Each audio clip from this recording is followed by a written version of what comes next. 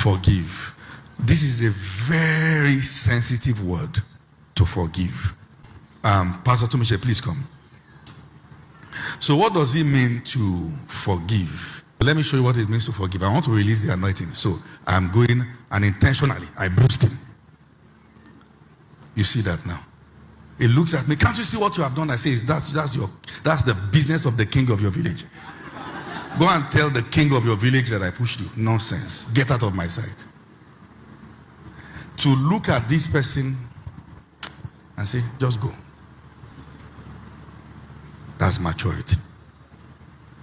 It takes having a divine nature to have the opportunity to retaliate and choose to say, go. That you forgive doesn't mean you are weak. It means you understand something the offender doesn't understand. Listen to what I'm saying. That you forgive doesn't mean the offender has changed. That you forgive doesn't mean the offender has repented. That you forgive doesn't mean that the offender will not repeat it. So I see stories like, how do I forgive a man who keep hurting me? Let me tell you something.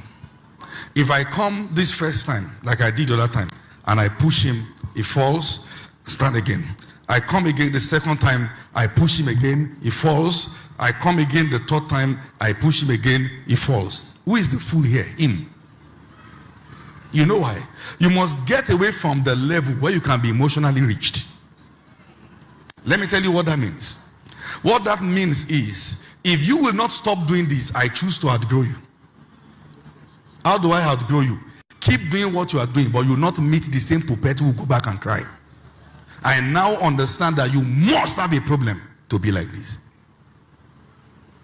Somebody is talking to you and talking you down in a way that wants to bring up pain and poison from you.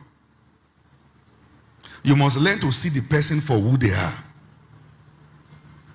This is what you want to bring out of me, because I know if you are too much in pain, you will not see beyond the smoke screen.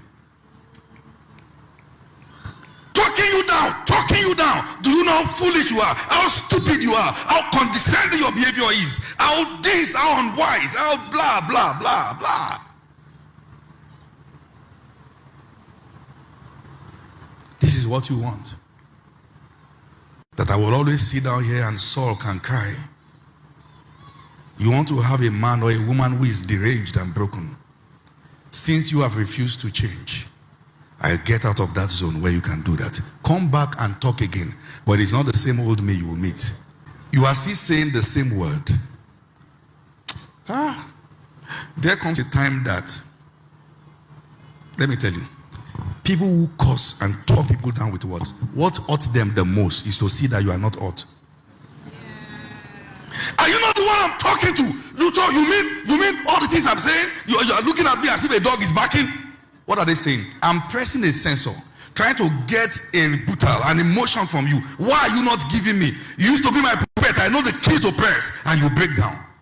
If they will not stop pressing that key, refuse to break down. Every time the person, you know what they're about to do. You know what they're about to say. Talk, say things, painful things. Outgrow them. And you see that they are children. I know with all these things, somebody saying, but this person must answer his case before God. That is between him and God. But guess what? The same way you repented, understand though, the same blood that saved you is on ground to save him. And it is in God's interest that he will not go to hell. Are you following what I'm saying here? So that you will not say, I forgive you, but I'm waiting for you in eternity.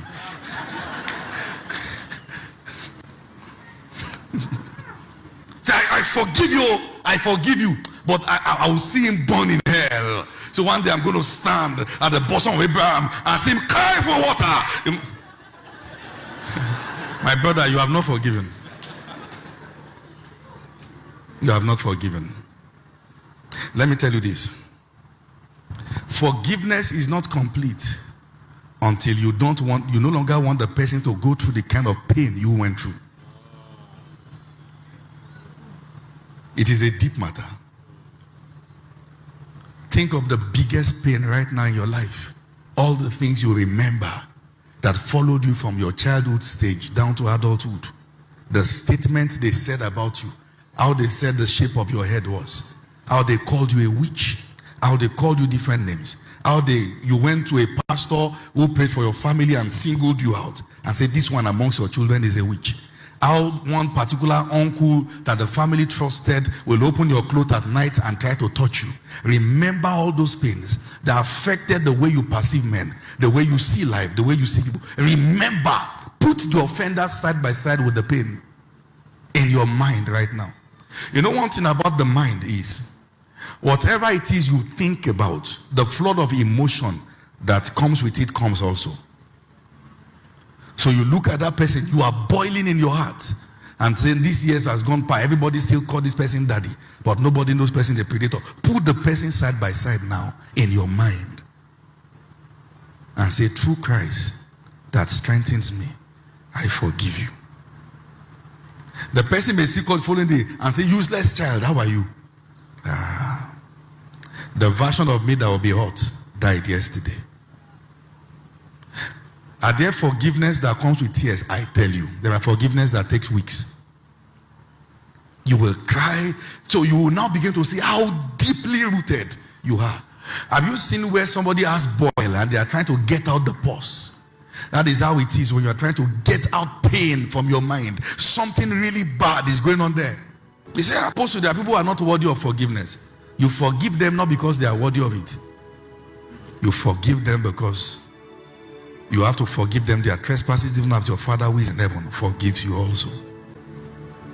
When will you be free from that prison? They are not the ones inside, it is you. Unfortunately, many of these people are so insensitive that every blessed day, they don't even think about your existence.